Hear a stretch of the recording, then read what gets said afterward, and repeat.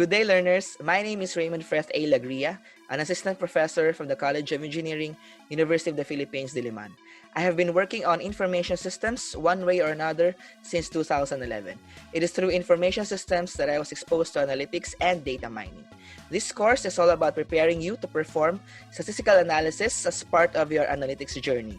There are a lot of tools where you can perform such tasks. However, in this course, we will only focus on SQL and Python. Particularly for SQL, we will be engaging datasets inside databases and perform SQL functions for data analysis. While in Python, we'll be mainly focused on pandas, NumPy, and other libraries that form the core packages for analytics.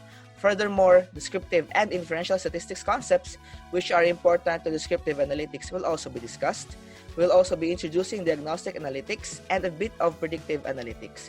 In the last module, as learners, you will be exposed to some use cases of these types of analytics. The primary objectives of this course are execute SQL scripts for data analysis of datasets inside databases, perform Python scripts for statistical analysis using pandas and NumPy libraries, practice SQL and Python coding for descriptive, diagnostic, and predictive analytics, solve case problems related to the above-mentioned types of analytics.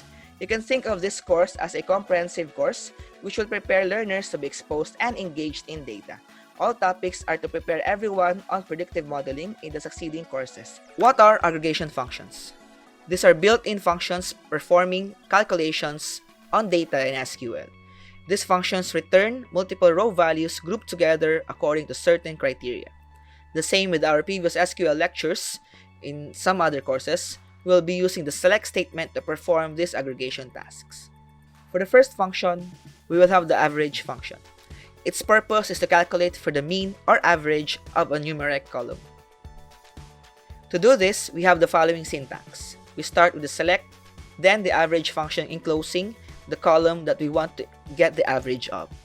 Then, of course, the table name, and we have the conditions as we specify them. As an example, we'll do some hands-on exercise in SQL to show the average price of the products and average employee salary.